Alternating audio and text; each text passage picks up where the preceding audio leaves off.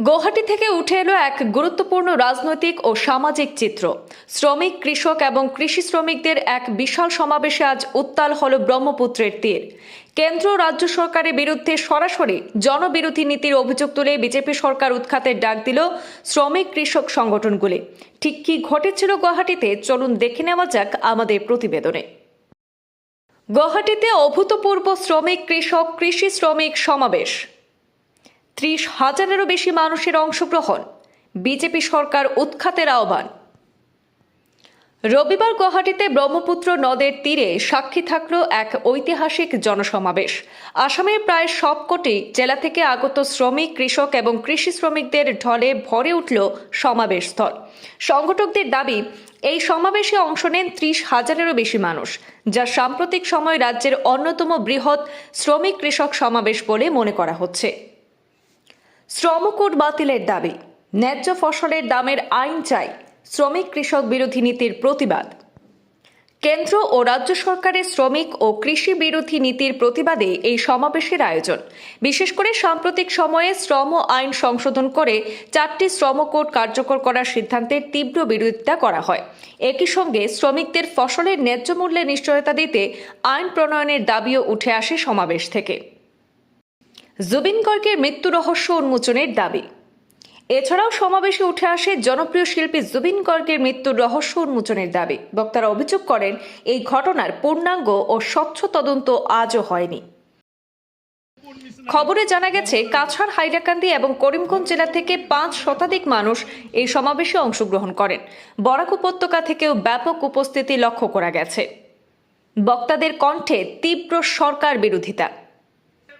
সমাবেশে বক্তব্য রাখতে গিয়ে বক্তারা আসাম সরকারের লাগাতার জনবিরোধী নীতির কঠোর সমালোচনা করেন। তাদের অভিযোগ, বর্তমান সরকার শ্রমিক, কৃষক ও চা শ্রমিকদের অধিকার ধারাবাহিকভাবে খর্ব করছে।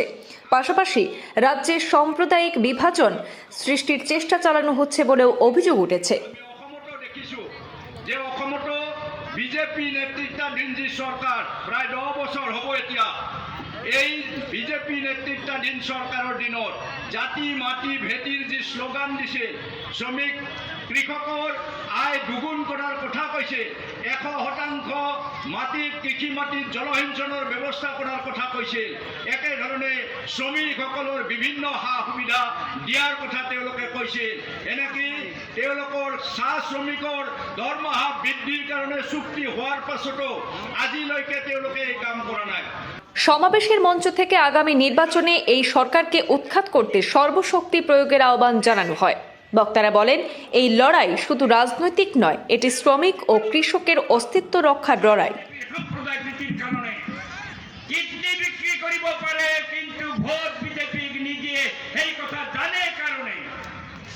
এই সমাবেশে বক্তব্য রাখেন সিটু নেতা তপন শর্মা, সর্বভারতীয় কৃষক সভার নেতা টিকেন দাস, বাম বিধায়ক মনোরঞ্জন তালুকদার, বামপন্থী নেতা সুপ্রকাশ তালুকদার, চা শ্রমিক নেতা দীনেশ নায়েক সহ আরও বহু শ্রমিক ও কৃষক নেতা। গুয়াহাটির এই বিশাল শ্রমিক কৃষক সমাবেশ স্পষ্ট করল, রাজ্যের সরকারের বিরুদ্ধে অসন্তোষ ক্রমশ বাড়ছে।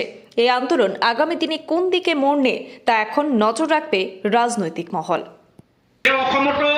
বিজেপি নেতৃত্বাধীন যে সরকার প্রায় 10 বছর হব এতিয়া, এই বিজেপি নেতৃত্বাধীন সরকারের দিনত জাতি মাটি ভেটির যে শ্লোগান দিছে, শ্রমিক কৃষকৰ আয় দুগুণ করার কথা কৈছে, 100% মাটিত কৃষি মাটিত জলসিঞ্চনের ব্যবস্থা করার কথা কৈছে, একেধৰণে শ্রমিকসকলৰ বিভিন্ন সা সুবিধা দিয়ার কথা তেওঁলোকে কৈছে।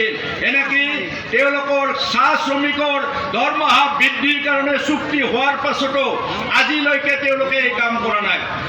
আমাৰ আঁচনিভুক্ত যিসকল কৰ্মচাৰী, এই কৰ্মচাৰীসকলৰ লগত দীৰ্ঘদিন তাল বাহানা কৰি এইসকলক বিভিন্ন ধৰণে খটুৱাইছে, কামত খটুৱাইছে, অথচ তেওঁলোকৰ যি মজুৰি, এই মজুৰি বৃদ্ধি কৰাৰ কাৰণে কোনো ব্যৱস্থা কৰা নাই। আজি হিন্দু মোবিলাইজ কৰাৰ কাৰণে দিবাৰাত্ৰি এনেধৰণৰ প্ৰচাৰ সংগঠিত কৰিছে, যাৰ ফলত আমার রাজ্যখনৰ আটাইতকৈ ক্ষতিগ্রস্ত হৈছে আমার সাধারণ খাতি কম মানুষ। শ্রমিক কৃষকৰ ঐক্যতা যে বাধা আহিছে, এই বাধা উফৰাব লাগিব।